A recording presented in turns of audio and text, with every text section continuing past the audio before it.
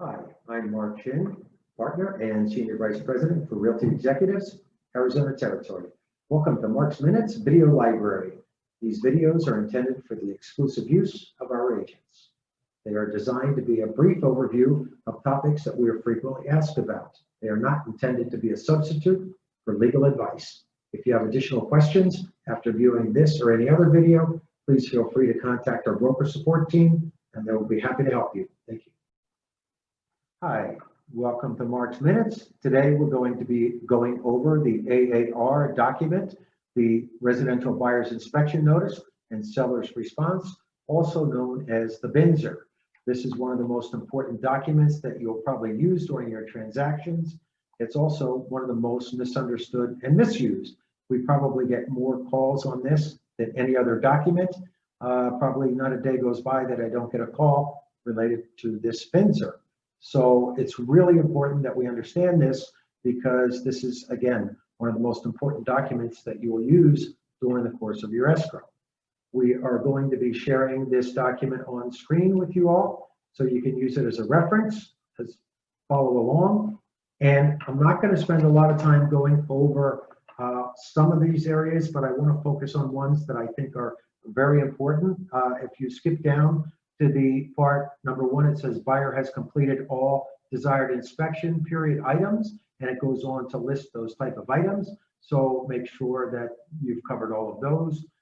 Number 2, buyer has verified all information deemed important, including, and it gives you some information there to make sure. Now to get into things that are especially important, buyer acknowledges that A, all desired inspection period inspections and investigations must be completed prior to delivery of this notice to the seller. B, all inspection period items disapproved must be provided in this notice. C, buyer's election is limited to the options specified below. And D, buyer is not entitled to change or modify buyer's election after the notice is delivered to the seller. And effectively what that means is you get one bite of the apple. Once you have delivered this to the buyer from the seller, to the buyer to the seller, then you cannot add to it, you cannot change it, you cannot rescind it, you cannot withdraw it. That's it. You have one bite of the apple. Buyer elects as follows. Again, very important and misused very often. You have 3 choices for a buyer. They can either accept the premises with no corrections requested. The buyer accepts the premises in its present condition and no corrections or repairs are requested. Number 2, premises are rejected. Buyer disapproves of the items listed below and elects to immediately cancel the contract. You must itemize items that are disapproved below in order to cancel the contract. Otherwise, the cancellation will not be effective. Number 3, buyer elects to provide seller an opportunity to, again, correct the items disapproved below. So you must disapprove of items if you're going to reject the property or give the seller an opportunity to correct any disapproved items. So we have agents that will write things like buyer has changed their mind or seller to credit buyer $4,500 in lieu of repairs, and they haven't itemized any items disapproved. So if you do not disapprove of any items and you write price reduced or seller to give a buyer concession in lieu of repairs and you don't disapprove of any items, then effectively what you've done is approved the property with no repairs. So your buyer will not get a price reduction, they will not get any repairs, and they cannot cancel. They've approved the property effectively. So there is no more timeline. There's no more seller has 5 days and the buyer can cancel after the seller's response. It's just as if the buyer accepted the premises with no repairs, which means that there would be no seller response after that. And if we go to page 2, at the bottom of page 2, you'll notice that there is a section of buyer's waiver of inspections. And that states that buyers acknowledge that buyer was advised to obtain inspections of the premises by qualified inspectors and buyer declined.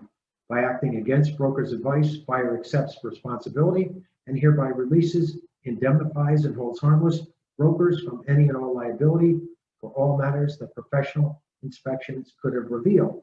They're waiving an inspection by a professional home inspector. That does not necessarily mean they're waiving inspections. Maybe they have a brother-in-law or family member that they feel is capable of doing the inspection. So this is not a complete waiver of inspections. They're just waiving inspections by a qualified home inspector. So be careful about that one. Going on to page 3, seller's response. And if you notice at the top in big bold letters, it states to be completed only if the buyer provides seller an opportunity to correct items disapproved on pages 1 through 2. And then again, if buyer provides seller an opportunity to correct items disapproved, seller shall respond within 5 days, or otherwise the property is it's rejected. If the seller does not respond, that's a rejection of the repair request. And the contract states that if a buyer submits a repair request to the seller doesn't respond, that's considered a rejection. If the buyer does not submit a repair request within the 10 days in the boilerplate of the contract, the buyer has deemed the property accepted with no repairs. So a non-response by a buyer is a deemed approval. A non-response by a seller is deemed a rejection. And those are the most important parts of the BINSR. Again, you may have some additional questions. Feel free to call anyone on the management team, broker support team for additional assistance. This is part 1. We will be breaking this down into 2 more parts because there's a lot to go over that's related to the BINSR. Thank you. Welcome back to Mark's Minutes. We will be going over the BINSR part 2, and we're going to be focusing on the residential purchase contract from AAR. And I'd like to reference you all to page 6, section 6I and J, lines 260 through 289. These will also cross-reference with the BINSR itself. So if we look at 6I and lines 260 through 263, it talks about the inspection period notice. And it says, prior to expiration of the inspection period, buyer shall deliver to seller a signed notice of any items disapproved on AAR's buyer inspection notice and seller's response form. So you want to make sure that you do all your inspections and that you use the BINSR to list your items. And again, they are stating the items that are disapproved on there. And then you go down to buyer disapproval, 6J, section line 264. If buyer, in buyer's sole discretion, disapproves of any items as allowed herein, buyer shall deliver to seller a signed notice of the items disapproved. Once again, they're asking you to make sure you itemize the items that are disapproved, and then you will also be using the BINSR for that.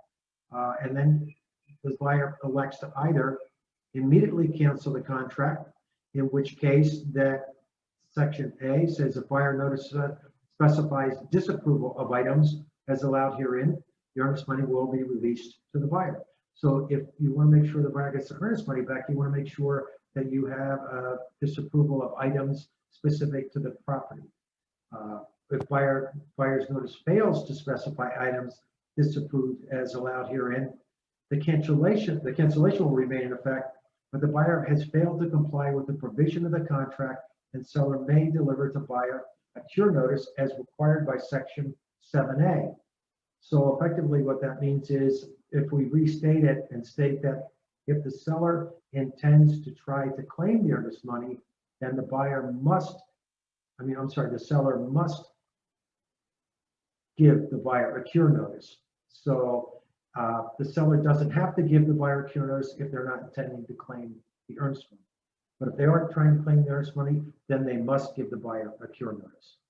And then, or lines 274, providing seller an opportunity to correct the items disapproved, in which case the seller shall respond in writing within 5 days after delivery of the buyer's notice of disapproved items. Seller's non-response within 5 days is effectively a refusal of the buyer's repair request. So the seller can answer in 5 days in writing the response, or the seller, if they don't answer, effectively have answered, and that's just a rejection of the buyer's repair request. Lines 265, I'm sorry, yeah, 260, 285, 286. Verbal discussions do not extend the time periods, only a written agreement. So you want to make sure everything's in writing. The verbal extensions to a BINSR or a seller's response are not valid. So make sure that if you need time, you get an extension in writing by the parties and both parties sign. 287, buyer's failure to give notice of disapproval of items or cancellation of the contract within the specified time period shall be conclusively deemed buyer's election to proceed with the transaction without correction of any disapproved items. So again, the time frames are critical. If you don't change the contract, the buyer has 10 days to determine if they want to proceed or not. If they decide to cancel, they must list the items specific to the premises that they disapprove of. If they give the seller a chance to repair items, then they must list the items that are disapproved. What you can do on the BINSR is if you list the items that are disapproved, you don't want to use phrases like in lieu of repairs. The lenders don't like that.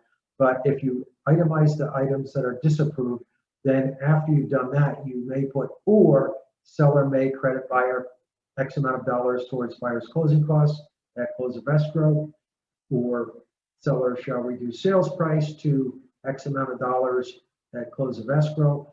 So if you do that, though, you'll need to follow that up with an addendum saying something like addendum item number 1 will say seller shall pay X amount of dollars towards buyer's closing costs at close of escrow. Item number 2, or number 2 on the addendum, would state that buyer hereby removes the contingency of home inspection. So the buyer has then gotten their seller concession and the home inspection contingency has been removed, but you've never used the phrase in lieu of repairs. So you've got to be a little careful with that. Again, you can get seller credit or price reduction instead of repairs, but again, you must always list the items that are disapproved before asking the seller to give a price reduction or a seller concession. And if you do that in the BINSR, you must convert that into an addendum so that it becomes valid, because the BINSR may not change the contract, the addendum may. Again, there are a lot of issues and questions around this. This is just a brief overview, but if you have any other questions, feel free to call one of us in Gopher Support. Thank you. Welcome back. Here we are for part 3 of the BINSR. We have a BINSR advisory that is for the use of the agents, really not to be shared with the buyers or sellers. It's mostly just assisting the agents in trying to understand a better use of the BINSR, what it should and should not be used for. So if you look at the sections under the do section, it states that do set expectations with your buyers and know that you can ask what you can ask for and what you can't. Do establish communication with the co-agent prior to submitting the BINSR. Do provide co-agent with all physical inspection reports upon receipt. Do use action words to specify exactly what is required, i.e. repair, replace, remove. Do include estimates if available for requested repairs, and do create and use attachment A for additional items. You don't want to use an addendum for additional items. There is actually a continuation of the BINSR that you can use for more space if you need it.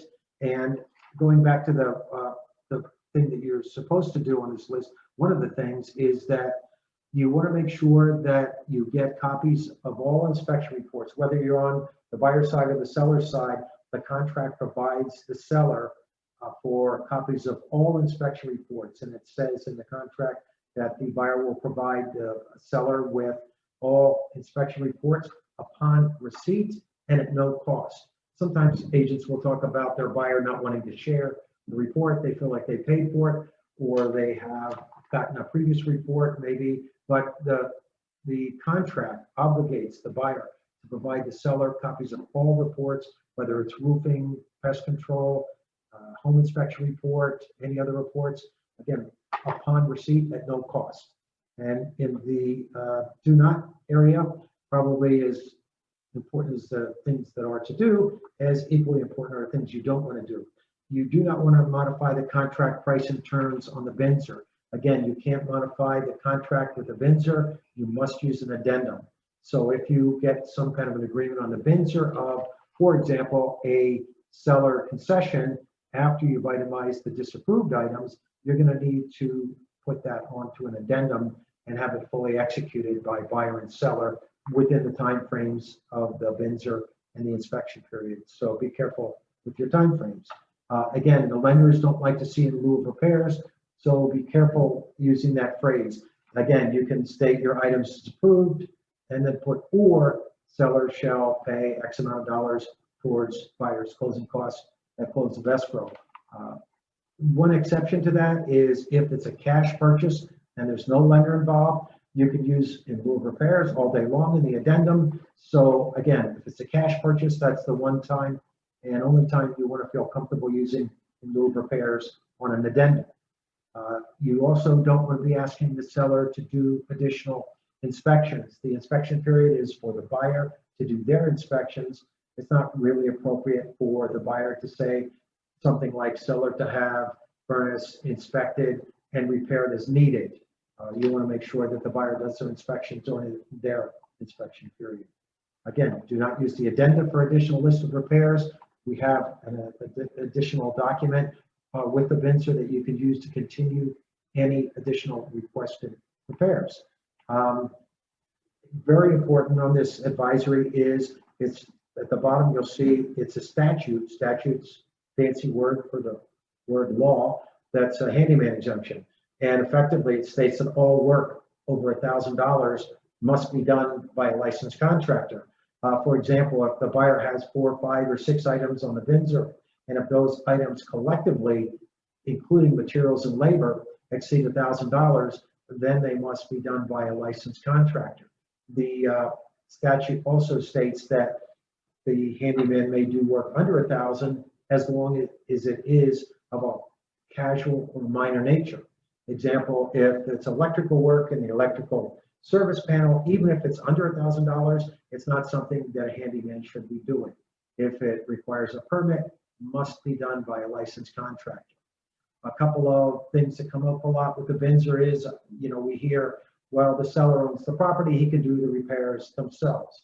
And actually, that's not correct. The statute states that if an individual is improving real property with the intent to sell or lease, then this statute applies to them equally as well as anybody else. The other thing that comes up sometimes is where the buyer and seller they'll say, well, we agree that the work is to be done by a handyman. And again, if it exceeds $1,000, you cannot violate the statute. The old saying about 2 people cannot agree to break the law. So even if 2 people agree that a handyman will do $4,000 worth of work, that is a violation of the statute and is unenforceable. So these are all hopefully useful tips that you can use. And that's what they are, basically tips and guidelines for you as an agent to use in creating the BINSR and responding to the BINSR. So hopefully that helps you a little bit. Again, if you need additional assistance, please feel free to call any of our broker management staff. Thank you.